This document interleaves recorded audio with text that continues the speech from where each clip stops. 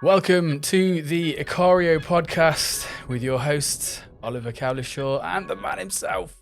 I'm Shane Milach, and today we are continuing our series of how to get your shit together. So, in this series, in case you have not caught up with the previous episodes, you should do that. We are going through the most important, like the most high leverage, low effort, big result things that you can do to get your shit together, which basically means to get various areas of your life sorted out. And we have talked about so far how to do this for your physical health and fitness, for your emotional health, kind of emotional management, and for your brain, for your mind. And now it is time to talk about your social life. So that is the next thing that we're going to talk about. And by the way, these dimensions of life, I'll sort of quickly reiterate the reason we chose these is because each of these is kind of a pillar of being a well-developed human. And the way you can tell that it's a pillar is that when this is completely missing, it just wrecks your life and it becomes like the dominant problem in your life. And everybody has experienced this with health, right? Or if you're sick enough, all you can do is be sick, and all you can think about is be sick, and it dominates your whole existence. Mm-hmm. Your lack of health, right? And it's the same with all these other things, including your social life. So human beings are highly social animals. We require social connections. And if our social connections are of very low quality or we don't have enough social contact, then that is highly detrimental to our life quality and even to our health. So we in the emotion episode, we were talking about gratitude as a way to boost your happiness. And there we saw that gratitude is one of these things that's just highly correlated with happiness. So people who are more grateful are generally happier. And then that has a whole other kind of cascade of positive effects, including health benefits. So it's like grateful people end up living longer. And social connectedness is another one of those. So the quality of your social connections is also like a really strong determinant of your overall happiness. And as a result of that, of all these other things. Mm-hmm. So social connection, that's basically what we're talking about here. And the first thing I want to talk about, which can be, I think this needs to be addressed, right? We're talking about you want to have a good social life, and you want to, and that includes, friends, that includes family, that includes people you work with, that includes your dating and sex life. All of that is under the umbrella of social in the way I define it here. And I want to start with acknowledging that a lot of people are used to all kinds of like toxic and negative relationships or strained relationships or difficult relationships. And it seems to me, and this is just my own observation, so I don't know if this is accurate, but it seems to me that it is more common to meet someone who has a difficult, strained relationship with their family members or with their primary family members than to meet people who have a really good, kind of relaxed, wholesome relationship in their family. And I think this is an important thing to think about because the experience we have with our family kind of determines what we think of as normal. Mm-hmm. And so I think a lot of people's idea of a normal relationship is a pretty strained or even like toxic, even into abusive relationship emotionally. Yeah, I think so. I mean, one thing that came up for me then was the realization I had when I was going through my counseling and psychotherapy course, because we were doing research on humanistic psychologists. One of them is a guy called Carl Rogers, who basically just who sort of pioneered humanistic psychology. And I could go on for this for an hour, but I won't. But I'll say that one thing that he mentioned in his book On Becoming a Person, which is a fantastic book by the way, is that the way he sees it is in the counseling and psychotherapeutic relationship in the space, the most important thing is the relationship between client and therapist. That's the most important thing. Without that, everything breaks down. And in his view, he saw that any relationship, any sort of connection between two humans that is a true relationship is therapeutic by the very nature of it. And if you don't have that, you essentially have two people who they're not in it for reasons that would sort of benefit both people. This might be some sort of like ego game they're both playing or something. But the point is he made that a connection between two people is therapeutic by the very nature of it. And if Mm. it isn't, then you don't really have a relationship. You just have two, Mhm. God knows what you have. Yeah. Yeah, so that's really interesting, right? It is because it can be deeply healing just to have a good relationship of any kind with someone. Yeah. That by itself, that's how I interpret that. It's like therapeutic. Just to hang out with a good friend and have a good conversation can be like a deeply healing thing. Without a doubt, there's been some conversations I've had with close friends that have been more beneficial than a therapy session. Mhm. That Yeah. you just feel the empathy, you feel heard, and you feel accepted, and you just explore something the person's really listening to you. And it's like that is inherently therapeutic. And so the first thing I want to say here is that um, whatever your experiences might be with this, and whatever experiences have kind of created your set point for what you expect from relationships, it is. I just want to be very clear about this. It is absolutely possible to have like deeply nourishing and healing kinds of relationships with people. And it is absolutely not too much to ask. Okay. So, as a human being, you have every right to expect that you have like supporting and just encouraging and positive relationships with people, right? It's not too much to ask that people don't judge you harshly, not too much to ask that people accept you for how you are. And even though, and I just mentioned this because there's so many stories that I know, and I've lived a little bit of this myself as well. I spent some time in a relationship that was bad for me and for her. We were just not good for each other, but we were both stuck in this relationship for many years. And I think in part it was just because we didn't we didn't have anything to compare it to. It was my first romantic relationship, and I think for her as well. And yeah, it's like we didn't have this attitude of, hey, it's fine to first of all say, hey, maybe we're not good for each other, and it's fine to expect more than this. And but it gets way, way worse. I think that in my own like growing up, I never had like really difficult or toxic relationships. But I know, many of my friends, a lot of people I know grow up in really difficult circumstances when it comes to relationships. And you learn to put up with all kinds of abuse. You learn to put up with, and you also kind of normalize it or even defend the behavior of people that are really not treating you well at all.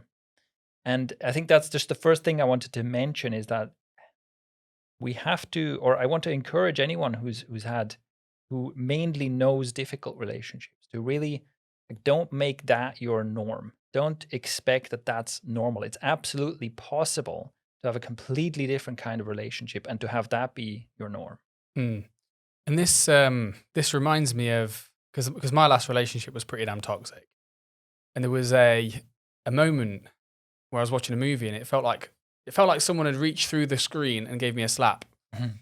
because there was a phrase, there was a quote in the movie The Perks of Being a Wallflower, where the one of the characters was basically reflecting to the main character about, okay, why am I in this relationship? Why do I keep going back to him, kind of thing. The main character just says, we accept the love we think we deserve. Mm. And I just, it was like the serum was in. Hmm. It was like, oh shit. I was experiencing this toxic relationship, and deep down I thought, this is as good as it's going to get. I should be grateful for this. This is as good as I deserve. Mhm. Deep down, that's what I believed, although I didn't want to admit it. But it's just amazing how this movie, just in that moment, I noticed it. I was like, oh shit. I've heard it now. I Yeah. can't hide from that. So yeah, it's good that you mentioned that.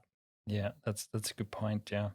Now, so let's get to our three things. What are the three things you can do to level up this part of your life? And right away, this comes into an interesting problem because you can't change other people directly, right? So even if you say, well, the relationships I have right now are kind of bad, and I want better relationships, like you can't force someone else to treat you differently. Obviously, you can establish boundaries and you can try to work on the relationship, but ultimately, you cannot make them do anything. Hmm. And that's why I really want to focus here entirely on things that are 100% in your control. So no matter what your situation is, no matter who the people around you are, even if they never change until the day they die, these are 3 things you can do that will make a difference. Bring it on. And the first thing is what I'm just going to call consider the best person. Right now, and you can also do this as a writing exercise, you can write about this and think about who is like the kindest, most positive, most wholesome, most uplifting person that you've ever encountered in your life. Think about what are the kindest things anyone has ever done to you or for you, and that can also include strangers. What are the kindest, most positive things that another person has ever done or said to you? And think about how, and I think this is also where we see this massive power that social connections have. Because someone can come along and say something to you that just kind of ruins your week. Mm. And someone can come along and say something to you that just is so uplifting and inspiring. It makes you feel so much better, right? So think about the positive side of that. Think about what are the best things that you've ever experienced, that you've ever been on the receiving end of. And then realize that you can do that kind of thing for other people, right? So you can be, kind and warm and supportive and empathetic and patient and understanding and non-judgmental and so on and so forth with other people. There's nothing that stops you from doing that.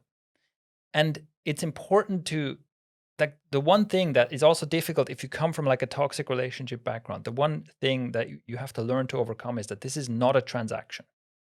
This is not, you're not waiting to be kind to someone until they deserve it. Mm. You're not strategizing about, should I be kind to this person? What am I going to get in return, right? You can give just for the sake of giving. And as well, like, nobody can stop you from doing that. Like, you have the power to do that. Mm. So what do you think about this? So when you mentioned just then about you having the power to do that, Mhm. and you're obviously suggesting that in the context of improving your social connections and your social relationships. So it's really interesting how you've not gone to, okay, you ask people for this, and you've not gone at it from the perspective of taking. Mhm. Straight away with this point, you've gone at the perspective of you can be that for other people. And it would seem kind of strange for people, for some people to be like, well, how does doing that improve my social connections and stuff? I mean, it shouldn't be strange, but it might be. Yeah. But something that comes up for me is an idea from Eckhart Tolle, where he suggested in the book The New Earth, or A New Earth, that what you think the world is withholding from you, you are actually withholding from the world. Might be a massive oversimplification, a lot more complex and all that stuff. But I know that when I first heard the idea, it was quite interesting to me, because at the time I was thinking, I saw a great lack in my social connections, and I thought, I wasn't feeling the warmth, I wasn't feeling the acceptance and stuff. And just reading that kind of caused me to examine that and thinking, hang on a minute. So am I being loving and accepting and caring and reaching out to people without invitation? Am I doing that? And the answer was no, I wasn't at all. Mm. So I wonder how widely applicable that is. I wonder what you thought about that. Yeah. So I have had a similar experience where one of the things I had to learn, because I've always been a kind of a loner type. And so, not very sociable, certainly not like the party goer or whatever. And so I noticed at some point that I had like a set of expectations where it's like, well, other people, it's more other people's role. It's like if anyone out of our friend group is going to say, hey, let's go do a thing together, it's certainly not going to be me, right? All these other people are more sociable and more uh, socially attuned and stuff like that. It's like clearly everyone else's role to do that. And that was just what my excuse sounded like. But like the truth is, why not? Why not me? If I want to spend more quality time with friends, why not reach out to those friends and be the one who says, "Hey, let's go on a hike together." Yeah, that's a good point.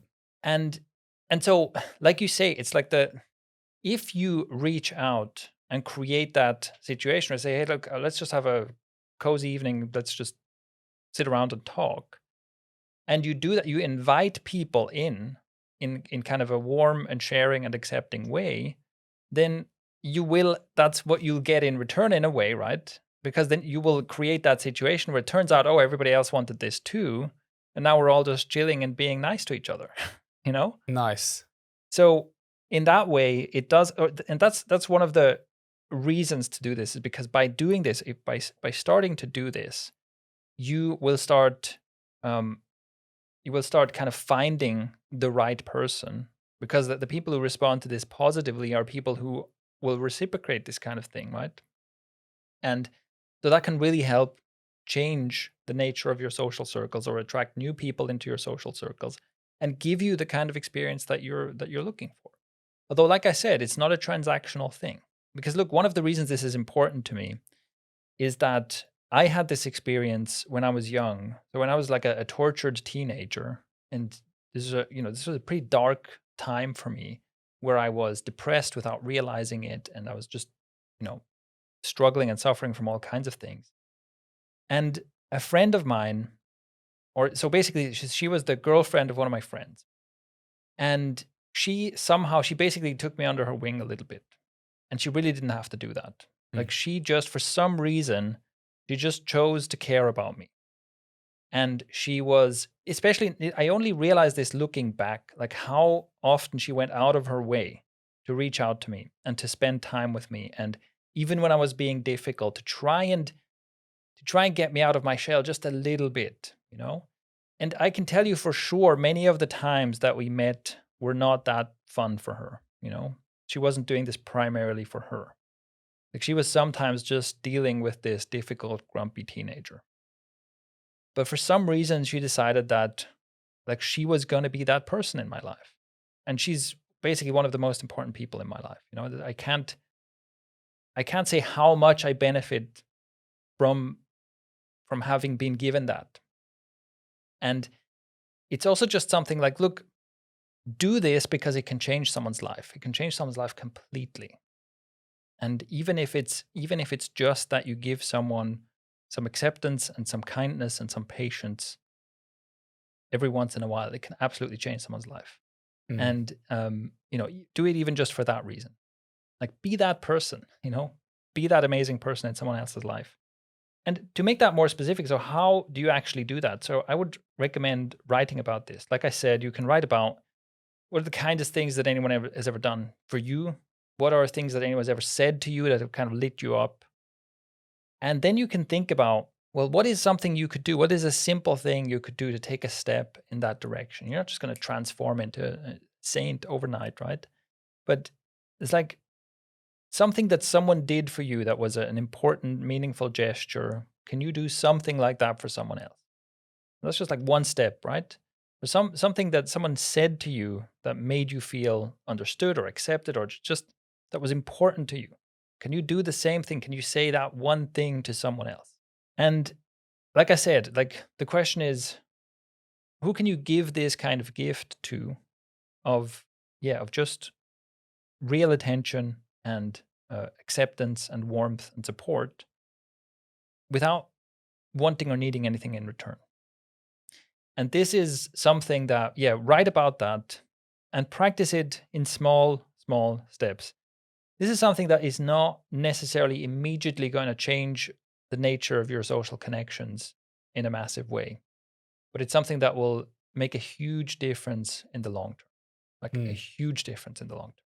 If you build the habit of thinking about how can I be more like the absolute best people in my life, even if it's only in little ways, in the long term, this will be life changing. I think that's brilliant. I really do. I think that's awesome, because I'm relating this straight away to my own life. And for some reason, I don't entirely know like the ins and outs of this, but for some reason, it brings me a sense of satisfaction and warmth when I'm listening to someone. Like, when I'm listening to them and I'm not judging them, and I'm just completely present with them, and I allow myself to just relax and just be curious about them for a while. And at the moment, it doesn't feel like a conscious effort. It just sort of happens like naturally. But if I think back a while ago, like a long time ago, it was because I didn't necessarily feel that heard. And I can't remember who it was specifically, but I remember that the brief moments I'd have with a variety of people where I would feel listened to, where someone would be hearing me out about something I was passionate about or something, and would sort of actively listen, like ask questions and stuff, and express a kind of authentic curiosity. For some reason, that would resonate with me and make me feel appreciated. Mm. But this person isn't throwing their opinion my way. This person isn't waiting for their turn to speak. This person is just is taking an interest in me, just as I am. Mm. And for some reason, that resonated with me, and I kind of kept that with me. And now it's when I'm doing that, it really feels like there's a connection happening. Yeah. And it's gratifying for its own sake. But as I say, it's not a conscious effort that I'm doing to get something out of it. It's just a habit that I've built up over time that for sure has improved my social connections as a byproduct. Mhm. So it's like I'm retroactively looking back and thinking, I actually applied that rule that you just said without knowing it at the time. Mm. I was like, what do people do that I appreciate? I was like, that must make other people feel like I feel. So I'm going to do that. Yeah. So yeah. Yeah. So, and that actually leads well into our second point, which goes into more. So the first point is more about the long term, right? You're planting seeds for the long term here. The second point, which I'm going to call slow speech, is more about the immediate social interactions you have. And I call it slow speech because if I look at all the communication, I don't really want to call it problems, but so I'm really interested in how people communicate. And most people, most of the time, communicate suboptimally. So, which is to say that they communicate in a way that's not in line with what they want to get out of an interaction, right?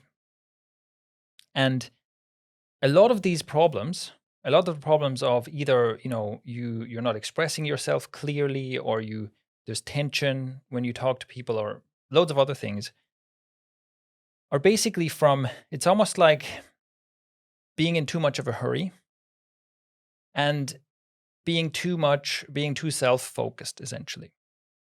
And so the very simple idea here is the idea of seek first to understand before you seek to be understood. And slow speech, like if you just think of any interaction as just slow it all down, that will fix a lot of these problems. So I'm basically deliberately presenting something that's really simple, but that is tied to many different things, right? Where you don't even have to understand the details of everything that's going on in the background. If you just think about just slow it down, you will automatically improve across like loads of dimensions that usually cause problems in communication. And so the first aspect of slowing down is to listen intently. And something you mentioned just before was to listen for the sake of listening and not to wait for your turn to speak. And I think this is one of the most common, let's say, communication mistakes people make. And it's very natural, right? That you're listening to a conversation and you're kind of waiting for your in. You're like, ooh, I can say something about this. I was like, I can't wait for you to stop talking so I can get my thing in. And when you're doing that, because what will happen, the best conversations I have are conversations where, let's like right now, we're like in a flow of conversation, something will come up, but then you'll carry on talking, something will come up and I'll just sort of let it go. Mm. But what I've noticed is the worst conversations I have, or the least satisfying conversations where we don't really connect that well, is when I'll have something come up and I'll just sit and just pay attention to that thing while that person keeps talking to me. And then when there's a break, I'll be like, right, here's this thing I thought of 5 minutes ago that might not even relate at all to what they've just said. And they'll know that. It's like, that's not quite related to what I just said, but And if two people are doing that, then they're not really communicating. I mean, they're flapping their gums at each other, but like they're not actually communicating. So they're communicating suboptimally, as you would say. Yeah, exactly. And it is a natural thing. And one of the things you can do is to trust that if the idea is important, you will remember it. So if I'm sitting here and you're saying something and I do think, oh, I have the perfect thing for this. And because it can also be selfless in the sense that it's not necessarily only about, oh, I want to be the one talking. It can also be that I think, hey, you're talking about a problem and I've just thought of the thing, that you need to hear. Yeah. But I can also say, look, I can trust that if this is so important, like I will still remember it like 2 minutes from now. I can let you finish still, you know? Yeah, I don't need to cling to this thing if it's important. Yeah. And if I forget in 2 minutes, then how important could it have possibly been? Yeah, of course. So that's one part of slowing down. So instead of being in a rush to get in, just be okay, just let the other person talk. And also, don't be afraid to pause and think. You don't have to fill the gaps of silence. You know, if someone asks you a question, you can just think about it for a moment. Yeah, well, the thing is with that, it just comes to mind. I went on a date with a woman once, and I quite like to enjoy the. I quite like silence. I can sit in silence for a really long time. Um, but on this date, we were talking, and she'd ask a question, and I'd sort of take a second, and just be like, hmm. And then she'd fill it with another question. It's like it was really quite remarkable. I'd never been on a date with someone or been in someone's presence up to that point with someone who was so uncomfortable with silence that it needed to be filled with like another question or something like that. And it was inherently the whole conversation was like quite stressful actually. Because it's like it's like forced me to have to like come up with an answer really quickly before she'd like dive in with another question to try and fill the silence. And it was like we were just making noise at each other, but I didn't even know the person really. So yeah, sit and be okay with silence and be okay with pausing and thinking and yeah. And that also involves, there's also the other side is you don't have to pounce on every silence that another person leaves. You can also give someone else a moment to think about it. And yeah, I think that's something that just upgrades the quality of your conversations. And another one you also mentioned already is just ask questions. You know, if you want to be seen as the most interesting person, be the most interested person. So you just ask them about them. And sometimes that can just be a lot more interesting than talking about yourself. Just think about it. You already know all this stuff about yourself. Why not find out about the other person, you know? Yeah, I mean, yeah, you say that, but I must say there's certain things that I've found out about myself through talking about myself in a conversation. Yeah, that's a fair point. So, but yeah, it does make sense. Yeah. So, and then the final point here, the final like practical way to implement this is to learn how to end your sentences. So, this is a general speech pattern that a lot of people have, is that they don't end their sentences. And in practice, it looks like you speak, and even though you come to the end of a sentence, you end the sentence with an upward inflection in your voice. And that creates the tension where you have to continue speaking. And it's just, you can't leave that hanging. You have to keep going every time you raise your voice. Even if it was actually the end of the sentence, oh my God, I'm stuck forever, right? Endless loop. Yeah. I can't get out of this thing. And so this is something you can see in yourself as well as in other people, that a lot of people have the tendency to repeat their points because they say everything that they wanted to say, but they don't end the sentence. And then it's like, oh crap, I guess I have to say it again. It's interesting. I can't say, I mean, it's the kind of thing that when you hear, you're going to just see everywhere now. Yeah. But it's never occurred to me before how an upward inflection almost contractually obliges a person to just continue talking because they've set themselves up. They haven't ended a sentence. Yeah. And it's so weird. And if you try it, you know, like you can try doing this in a conversation. Speaking of leaving pauses, right? If you're talking and you end with an upward inflection, everybody's going to be like looking at you going, what's next? And it's like, oh, that was the end. Yeah. It's super weird. But that's such a simple thing where you can make your communication much cleaner and much more concise by practicing to end your sentences. And it's just that you just downwards inflect at the end of a sentence. You practiced it. There, that was a demonstration of what it sounds like. So, okay. So yeah, that's basically it. So think of it again under the umbrella of that the thing you can remind yourself of is just slow down your communication. Slow down your one-on-one communication with people and see how that affects the quality of the interaction. So, you know, how well connected do you feel to that person? How memorable is the conversation? And what I suggest is that when you do this, those things go up. You feel better connected to people. You feel like it was a higher quality interaction. You and you like that person better, most likely, from doing this. Yeah. And just something quick about that. Doing this actually helped me with my social anxiety. Like, I used to have social anxiety. I used to spend deliberate time alone because when I'd be around people, I'd feel quite anxious.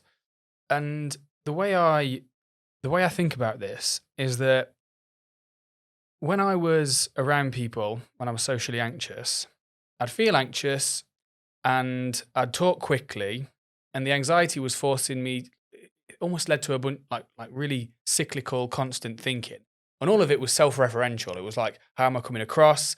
How am what can I say next to appear this and that? That's what would dominate my thinking and prevent real connection from happening. Now, when I started to slow things down, that allowed me to feel calmer around people, which would lead to a reduction in the amount of self-centered thinking I was having, which then led to me actually being able to listen to people. And that spiraled upward positively over time, improving my social connection. And that did come from just breathing and slowing down and allowing the silence to be there and not feeling like I had to constantly qualify my place there and everything like that. And it really is something as simple as that.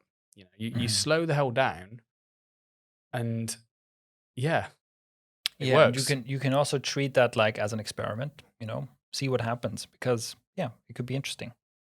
So that's our second thing, slow your speech. The third thing is something that was, to me, perfectly summarized. We recently watched the movie The Green Book, which is an amazing movie. Brilliant movie. And there's this one phrase that to me just perfectly summarizes that, which is this: the world is full of lonely people afraid to make the first move. Ooh. The world is full of lonely people afraid to make the first move. And this is something that I think is just, I found this to be true in so many ways. And not just about loneliness, which I think is true. I think we have a huge problem with loneliness and social disconnection in our world, right? Our social ties are in trouble in general, but not just for loneliness. See, the thing is, for me, as an example, I have a lot of interests or a lot of ways of social interaction that are, or that at least initially seemed like they're unusual, and I felt alone in that. So I think it's easy to think that, yes, there are these things that I want, that I long for socially, but I'm the only one. And I think, a typical example of this is that for me, I'm interested in personal growth. I'm interested in, like, I'd rather have a long conversation about books or some idea or something while sitting around than to go out and party and drink or even watch a movie or something like that. And it's easy to feel alone in that. It's easy to look around and be like, well, it seems like everybody just wants to party all the time. It seems like and nobody's interested in having any interaction that doesn't involve them being intoxicated first, right? And so to feel like, well, poor me, I'm the only one who wants something else, I guess I'm just going to be alone forever.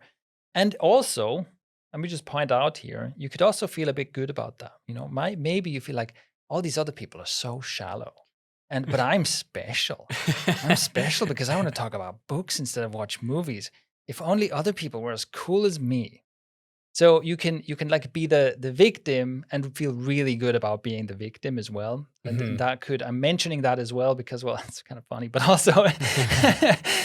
also because that can be something that makes you want to hold on to that worldview, and you got to let go of that worldview if you want to be less lonely, basically. Because as it turns out, what I've discovered is that, yes, going out and getting drunk and doing like this kind of entertainment and consumption-based stuff, that's the socially sanctioned stuff. That's what everybody does. That's what you see everywhere. But loads and loads of people have exactly the same feelings as me about this. Loads of people would rather sit around on a cozy couch and talk for hours instead of being drunk at a bar. And all you have to do is like be the first to make the suggestion, So that's something that I just started doing, is that I do the social events, the social things that I organize are simply aligned with the things that I like doing. So they tend to be, so obviously I don't organize a bar crawl. They tend to be things that are either like active, doing stuff outside, or like I said, literally find a way to get people together, start a book club. Hmm. and have people explicitly, we're going to meet and talk about books. And you'll find that obviously not everybody is thrilled about this, but the people who want the same thing and have maybe been longing for this for years and years, but they just never said anything, are right there already in your social circle, you know? Hmm. So you just got to go first. You just got to be the one who says, this is what I want. Let's make this happen. Hmm. And yeah, go ahead. Yeah. So something I wanted to mention was, I guess, an overly self-aware, slightly uncomfortably self-aware reason why and this relates to something you mentioned just then, is that this sort of you feeling pretty good Yeah. about that, you know, like, yeah, all these people, they're getting drunk and I'm not, what's wrong with them, kind of thing. And something I recognized in my own journey to improving my social circles and stuff is that what was, it came to a certain point where I had to recognize that one of the things that was creating this, what I used to call this 3-inch thick field of like glass, 3-inch thick glass between me and everyone else, was actually my own sense of, I guess, grandiosity. Whereas inside, I thought that in some sense, I thought that I was a little bit better than people. And I'm talking a few years ago. I thought I was a little bit better than people, and I didn't want to reach out because part of me was like, no, I shouldn't have to reach out. People should want to reach out to me. And I thought it was just worth mentioning because it's an interesting realization I kind of had, that I wouldn't have changed things for myself if I'd not have made that realization, you know. And then, yeah, the things that I felt grandiose about, which might have been that at the time, or like I was into spirituality at the time, I developed like this spiritual ego. People who meditated and people who didn't. It's like, people who don't meditate, oh, do you not realize what that's doing for you? It's like, oh yeah, it's doing working wonders for me, sat there judging everyone, isn't it? You know. But until I started to let that go, it's like right now I don't like when people go out and party and stuff, or when people get drunk, or even alcoholics and stuff. I like to just repeat the mantra to myself. It's a tough life, you know. Life is tough. Life is hard. You know, no matter what they're experiencing or what they're going through or how they're dealing with it. It's like, look, I do not know the first thing about their life. I could just see someone who's an alcoholic who's getting drunk at like 9:30 in the morning. Like, I could be like, yeah, self-development ego. That person should, I could notice this ego kick off. But the fact is, I just don't know what their life has been like. And when I experience this, and it's important for me to mention this, because when I repeat that to myself and when I remember this, it makes me feel connected to the person. It's like, yeah, you're dealing with a tough life, mate. I'm dealing with a tough life too. It's just I've decided to meditate and deal with it that way. And you drink, but we're dealing with the same life and the same, the same suffering, the same circumstances. I hope you'll be okay. Rather than, yeah, you should meditate. It's like, hellfire. It's like, so yeah. This kind of self-righteousness can, it's one of the ways in which we deceive ourselves. And you know, on that note as well, like taking the other person's perspective, I think a mistake that we easily make when it comes to our social connections is that we feel like, well, I'm not going to reach out to this friend because they never reach out to me. And, you know, if they really cared about me, then they would. Like, listen, go through your contacts right now and ask yourself, how many of these people do you genuinely like and you haven't reached out to them in ages? Quite a lot. So why can't they be the same? You know, some people are just not good at that, okay? Some people are just not good at maintaining social relationships. And do I have to turn that into some kind of a pissing match of, but I contacted you the last 2 times? No, it's fine. We like each other. You're really bad at this. It's fine. I'll take care of it. You know, I'll make sure that we stay in touch. Perfectly fine. Yeah, because if you follow that self-righteous track through to its end, you'll be in a room alone. Yeah. Looking at your phone contact group and just like, oh, that person should have reached out. Oh, fuck that guy. I'm not reaching out to him. It's like, yeah, you enjoying this? Because you sat here alone. You're not seeing anyone in days. Yeah, exactly. And also the thing you mentioned, that I think we'll have to make a separate either podcast episode or a content piece about this. There's this thing that I think of as the sheeple fallacy, where everybody thinks that everybody else is sheeple, you know? It's like you have, I imagine it's like you have a bus full or a metro full of people, you know? And you're like sitting there, you're glancing up from your phone going, look at all these other people.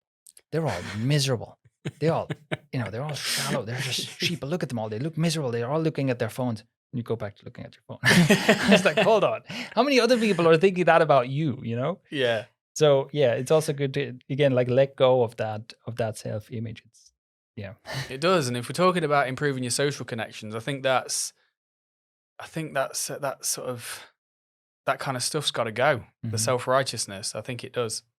And so also one more thing on this, basically following this track of going first. One more thing that I have done in several contexts with social groups is just to be explicit about how I want the group culture here to be different. So the idea of group culture is basically just like the dynamic within the group. And you know, like we've discussed before, you can have groups where the dynamic is tense and toxic and difficult, and everybody's pulling each other down, and it's miserable, right? And you can have groups where it's like uplifting, it's encouraging, it's relaxed, and so on. And the way people interact, it's like the unwritten rules of how people behave with each other in the group. That's essentially the group culture. And I also, because like I said, I'm interested in personal growth. And so I will be explicit about that, where I say, listen, what I want to do here, you know, maybe I want us to work out together, you know, or that's my suggestion. Let's work out together once a week or something. But also, let's maybe talk about our goals and, you know, tell me what your life goals are and encourage each other or try to help each other out or something like that. Basically, I want to create a group in which we are growth minded and we encourage each other's growth and progress. And we, you know, that kind of dynamic, basically. And where you're explicit about that, listen, that's what I'm trying to create here. Can we all agree? Like, and it's basically like, if you're not into that, that's perfectly fine, right? There's every other group has an accidental culture. If you want a group with an accidental culture, choose any other group, basically. So it's not like, it's not a problem if someone rejects that. I understand that not everybody wants that.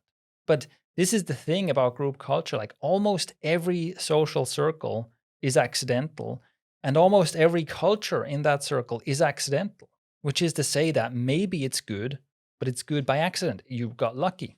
And maybe it's bad and you got unlucky, but nobody's doing anything about it. Nobody's acknowledging that this is a thing and that actually, like, who wants to be in a toxic group?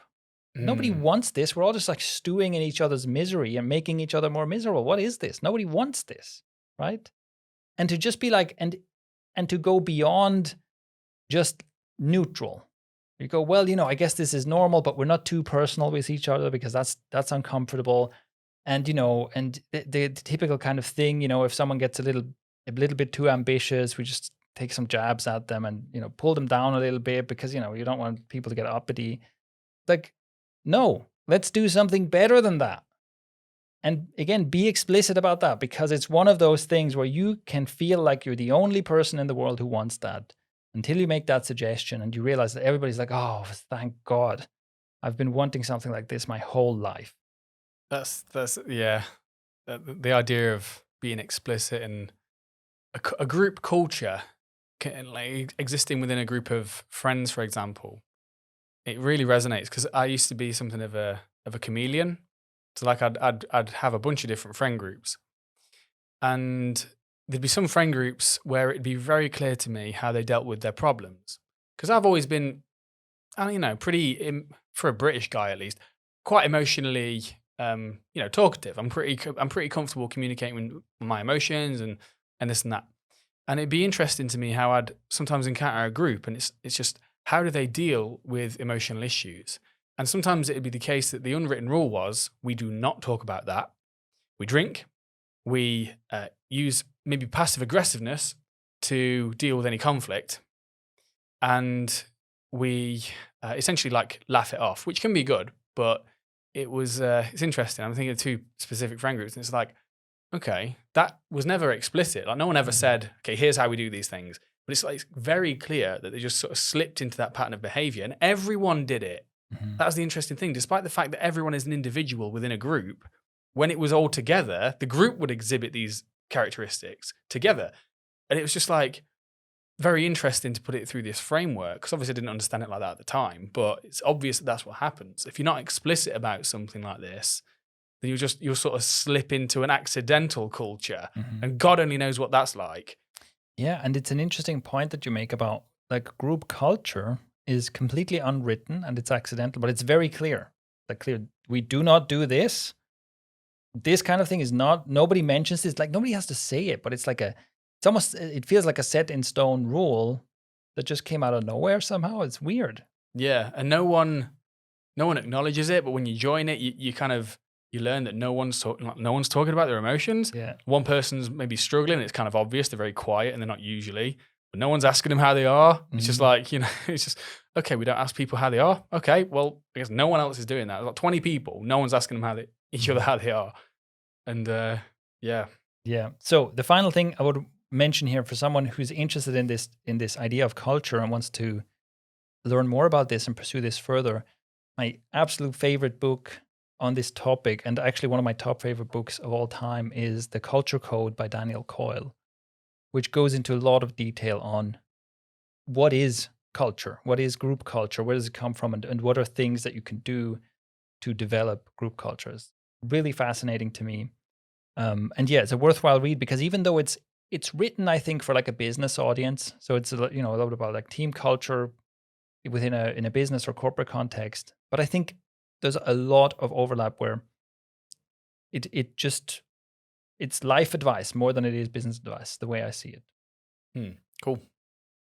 All right. So that is how to get your shit together socially. So again, the top 3 things are: think about how you can become more like the best people you've ever encountered. Number 2, slow your communication. And number 3, remember that the world is full of lonely people afraid to make the first move. The show notes for this episode, where you can subscribe and get the links to everything we mentioned and all that stuff, is at icario.com/005. And you should do the thing. You should subscribe to everything that we ever make and click all the buttons. Do not miss a thing. And it's very important. It's extremely important. Don't miss a thing. Yes. Subscribe to everything. Subscribe in every possible way that you can, and become an Icario fanboy. That is the way forward. It's the only way forward. And tune in next time where we'll talk about finances. We'll talk about cheddar, how to basically be balling hard. Make the cheddar and bring home the bacon, and possibly even other food analogies.